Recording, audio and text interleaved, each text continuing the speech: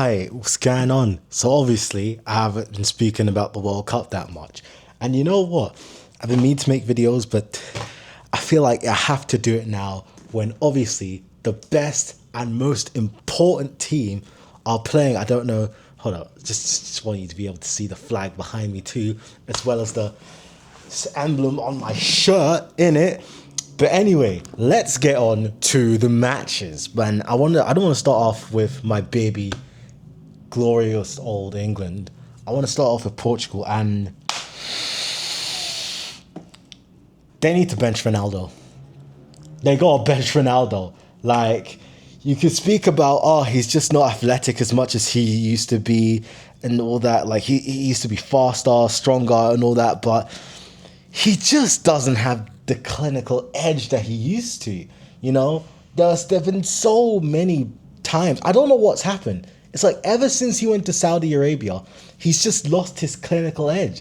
He misses so many sitters. So many sitters. Like he just oh my gosh, he just needs a tap in or a penalty. Don't get me wrong. It's great that he's very like consistent with penalties, but he just doesn't have any teeth, man, when it comes to like attacking. They gotta bench him if they want to have a chance at just winning or doing really well. I expect if they bench Ronaldo, I expect them to go through to the semis. If not, if they keep on playing him, I think last 16 at best. At best. They'll be lucky to make it out of the group because it's not like they don't have better strikers on the bench. Do you remember in the Euros when Portugal was facing Switzerland? They benched Ronaldo, like I think in the 60th minute, and then straight away Gonzalo Ramos got a hat trick. Not straight away, but you know what I mean? Like he got a hat trick when Ronaldo came up. As soon as he came off, you could see a team started to play so much more fluidly. And they were just so much better. They were a much scarier team to face when Ronaldo was benched because they just can't play the same way that he plays. He doesn't press. He's never been a guy who presses. He's he he, he just the kind of play that the more fluid play style that they can play without him. It's just not in Ronaldo's style, and I just think they need to bench him. Honestly, I don't think they should play it. Maybe in like the last 80, the last 10, 20 minutes of the game, if you're winning, that would be a good time to play him. But other than that, yeah, I don't think you should really play him. The only other time I think you should play him is if you're about to go to penalties at like the 119, 18th minute. That's when you sub him on. That's when you sub him on because you can bet your back dollar he probably will score the pen.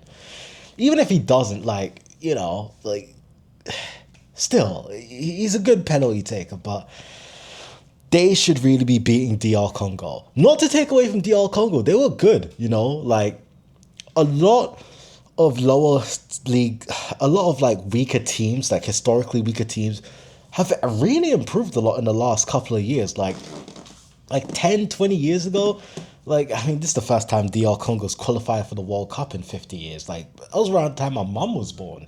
You know what I mean? But they were good, but they shouldn't have made Portugal look the way that they did.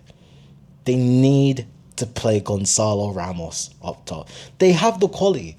They have the quality, in my opinion, to, at the very minimum, get to the semis. And they should.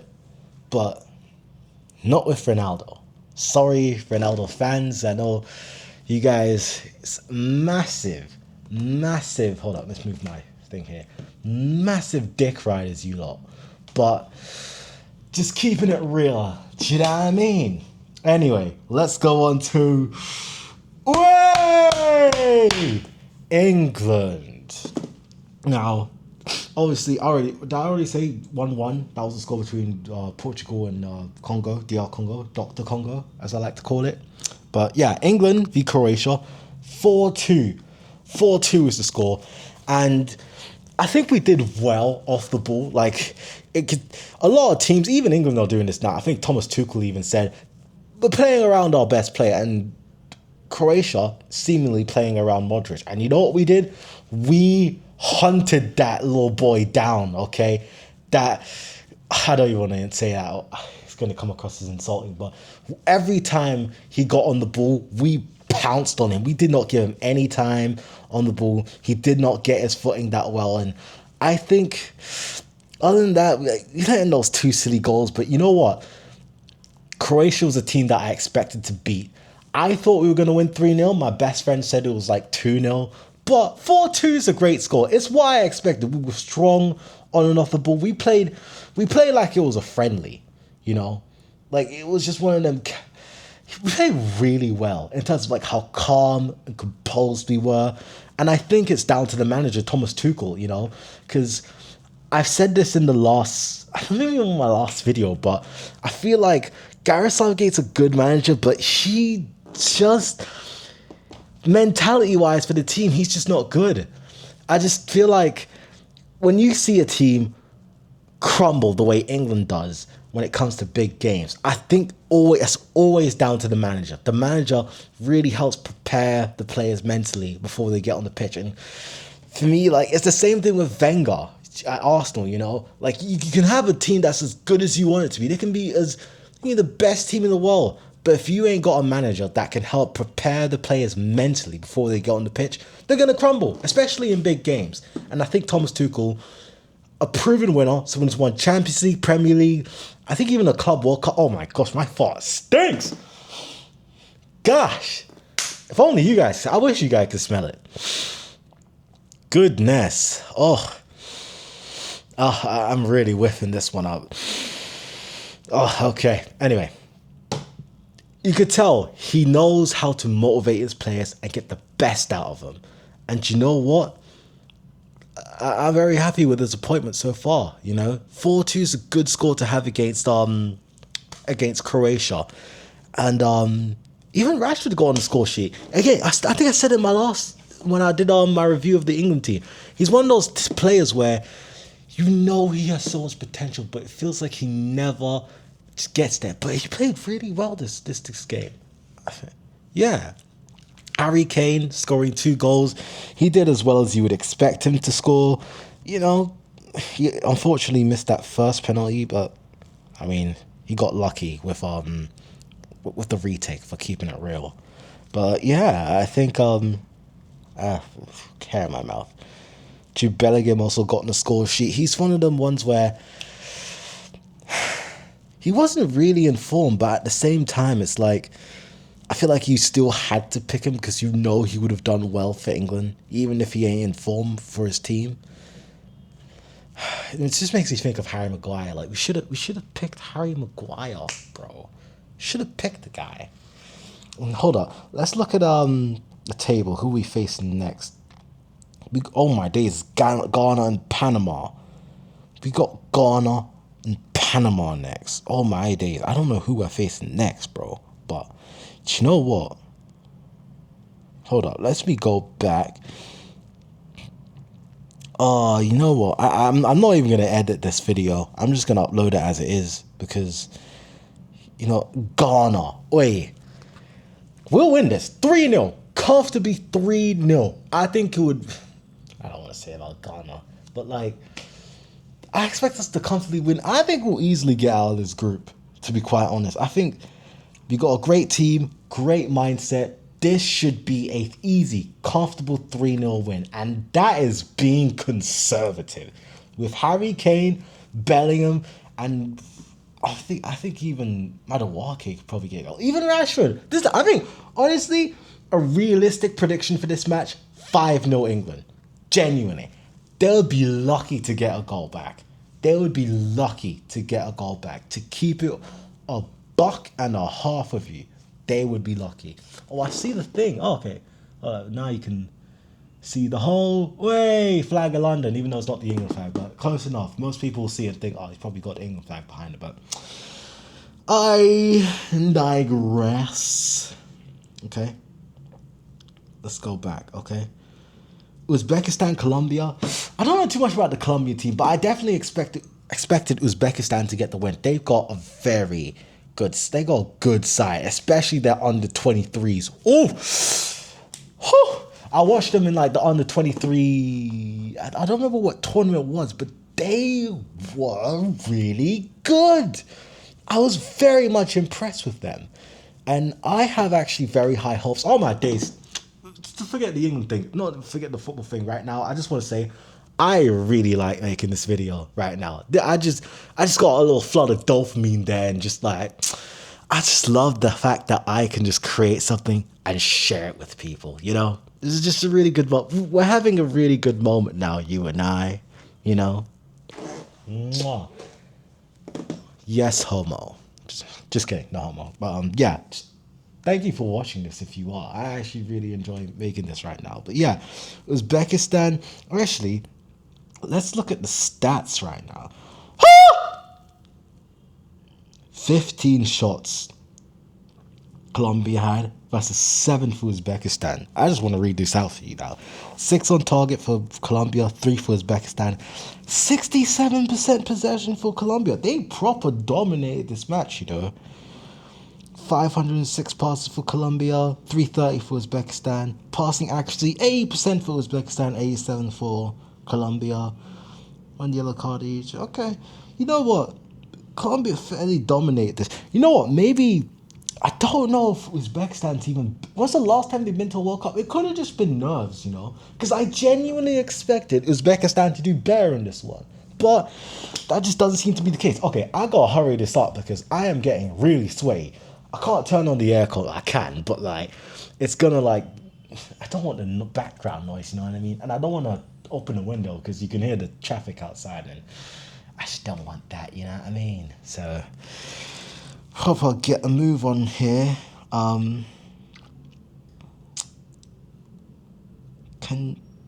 this thing? Okay, so FIFA World Cup. Sorry, forgive me for right now.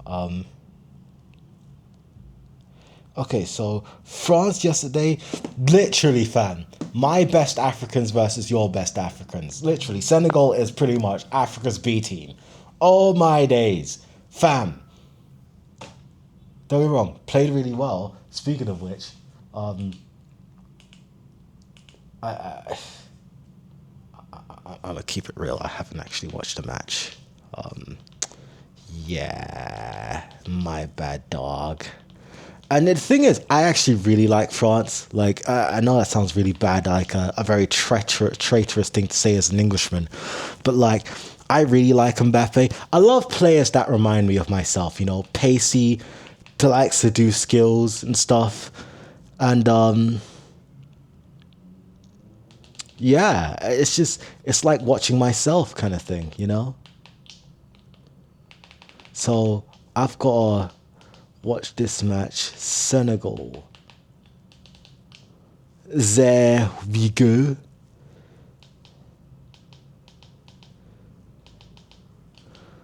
Proper highlights, mate. Okay. Iraq, no. I'm not even going to talk about this. I am going to talk about the Argentina one because I did watch that one. Argentina, Messi, bro. Messi still popping off, still doing his thing. Hat trick, bro. The beautiful thing about not relying on athleticism like Ronaldo does is that even in your old age, like Messi, you can still compete, man. He played so well, Messi. Do you know what I mean? It's really nice watching Argentina. I don't really have much to say. It was just really nice seeing Messi play. Still seeing him like get some really good shots off, and yeah, and you know the thing is, I really don't want Argentina to win, you know. I really want England to actually fully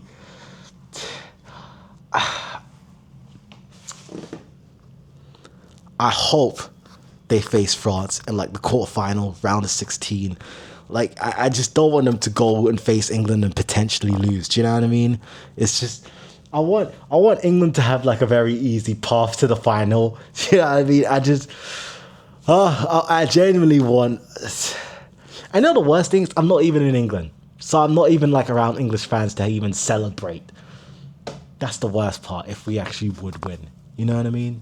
because I was even in London for when we won the Prem, and that was a party, mate. That was a party. Okay. And I would have went to the Emirates too, because even though it's on the other side of London for me, but still, it's a moment. It's an experience. Do you know what I mean? I'm saying that a lot. Take a shot every time I say, do you know what I mean? Do you know what I mean? Okay, so I think I spoke about all the games that took place today. Sverige, Sweden, they are great match against Tunisia. Great dark horses of this tournament, in my opinion. One of the dark horses, quarter to semi-final. Okay, really, really delicious attack. Very defense is okay, but the attack is definitely not something to sleep over. Okay, I think they will get to like the semis at the very minimum. Not the very minimum, but like I think that's what they'll probably get. I do fancy them to go very far into this tournament. But yeah, hold on. Let's see. Today, DR Congo, Croatia, Ghana v Panama. I only watched the highlights to keep it real with you, but Ghana played well. Panama just didn't have that. They just didn't have that end product. You know, they would just get into a position where they have a chance at goal, and it just wouldn't really amount to much. Really, I don't think they really did. How many chances did Panama have on target? I only had 4, but it just felt like, I don't know, when I watched it just didn't really feel like they had many chances. Ghana, they just sat back. That's the crazy part. It's like, and it was a last minute goal too. Oh my days.